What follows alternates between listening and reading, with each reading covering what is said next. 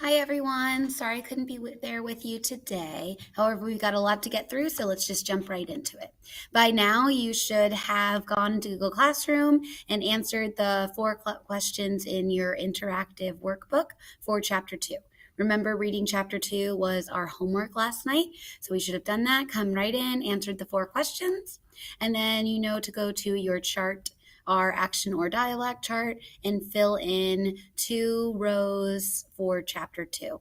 Remember, we talked about yesterday how action or dialogue either propels the action of the story, reveals a character trait, or provokes a decision. So when baby Coyotito got stung by the scorpion, we talked about how that propels the action, because if he had not gotten stung, life would have just continued simple and happy as it was. But because he got stung, we now have a story to tell.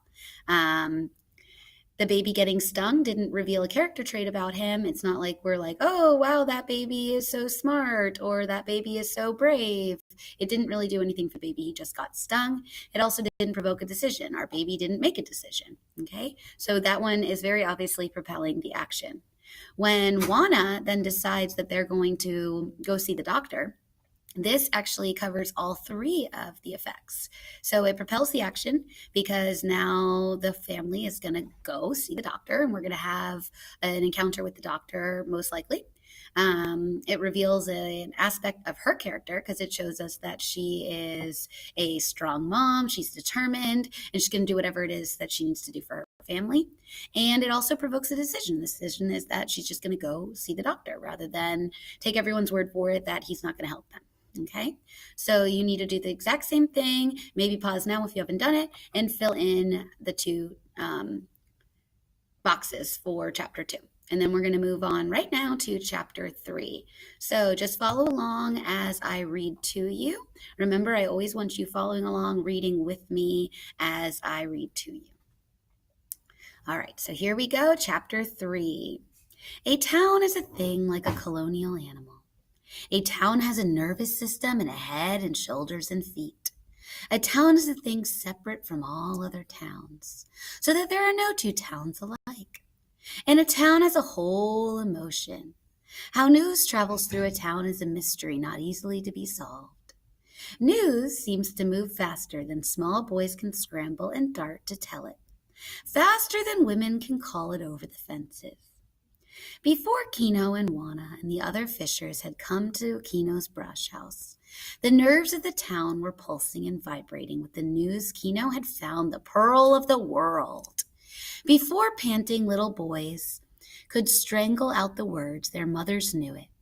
The news swept on past the brush houses, and it washed in a foaming wave into the town of stone and plaster. It came to the priest walking in his garden, and it put a thoughtful look in his eyes and a memory of certain repairs necessary to the church. He wondered what the pearl would be worth, and he wondered whether he had baptized Kino's baby, or married him for that matter. The news came to shopkeepers, and they looked at the men's clothes that had not sold so well. I wonder, why do you think the priest would wonder if he'd ever baptized Coyotito or married Kino? What is it in it for him? Is he thinking selflessly here or selfishly? What do you think? The news came to the doctor, where he sat with a woman whose illness was age. What? Though neither she nor the doctor would admit it. And when it was made plain who Kino was, the doctor grew stern and judicious at the same time. He is a client of mine, the doctor said. I am treating his child for a scorpion sting. And the doctor's eyes rolled up a little in their fat hammocks, and he thought of Paris. He remembered the room he lived in there, and a great and luxurious place. And he remembered the hard-faced women who had lived with him as beautiful and kind girl. Although she had been none of these three, the doctor looked past his aged patient and saw himself sitting in a restaurant in Paris, and a waiter was just opening a bottle of wine. So I wonder, what is the connection between Kino having this pearl and the doctor and Paris? The news came early to the beggars in the front of the church, and it made them giggle a little with pleasure, for they knew that there is no almsgiver in the world like a poor man who is suddenly lucky. Kino has found the pearl of the world. In the town, in little offices, sat the men who bought pearls from the fishers. They waited in their chairs until the pearls came in, and then they crackled and fought and shouted and threatened until they reached the lowest price the fishermen would stand. But there was a price below which they dared not go, for it had happened that a fisherman in despair had given his pearls to the church. And when the buying was over, these buyers sat alone and their fingers played restlessly with the pearls, and they wished they owned the pearls. For there were not many buyers, really. There was only one. And he kept these agents in separate offices to give a semblance of competition. The news came to these men, and their eyes squinted and their fingertips burned a little.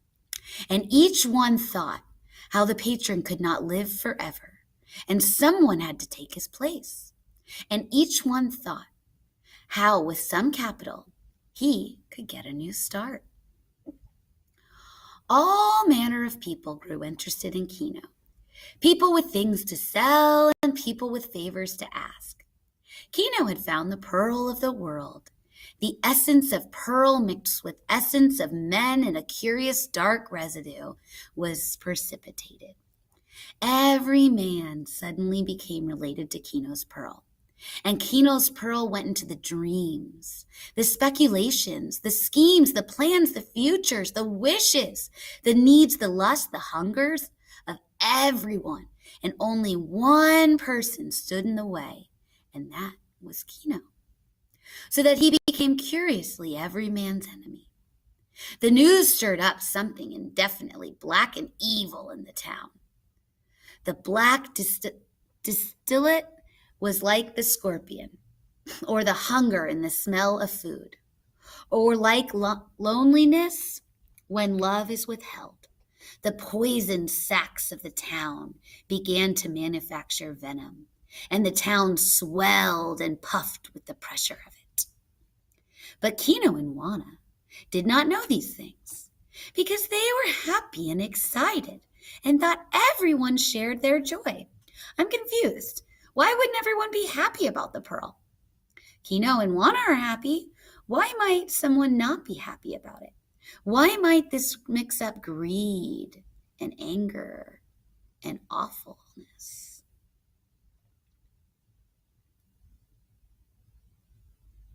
Juan Tomas and Apolina, remember them? Who are they? Remember? That's Kino's brother and his fat wife. Apolina did. And they were the world too. In the afternoon, when the sun had gone over the mountains of the peninsula to sink in the outward sea, Kino squatted in his house with Juana beside him, and the brush house was crowded with neighbors. Kino held the great pearl in his hand, and it was warm and alive in his hand. And the music of the pearl had merged with the music of the family, so that one beautified the other. The neighbors looked at the pearl in Kino's hand, and they wondered how such luck could come to any man. And Juan Tomas, who squatted on Kino's right hand because he was his brother, asked, "What will you do now that you have become a rich man?" Kino looked into his pearl, and Juana cast her eyelashes down and arranged her shawl to cover her face so that her excitement could not be seen. And in the incandescence of the pearl, the pictures formed of the things Kino's mind had considered in the past and had given up as impossible. In the pearl, he saw Juana and Coyotito and himself standing and kneeling at the high altar. And they were being married now that they could pay. He spoke softly, "We will be married in the church." In the pearl, he saw how they were dressed. Juana in a shawl stiff with newness, and a new skirt. And from under the long skirt, Kino could see that she wore shoes. It was in the pearl the picture glowing there.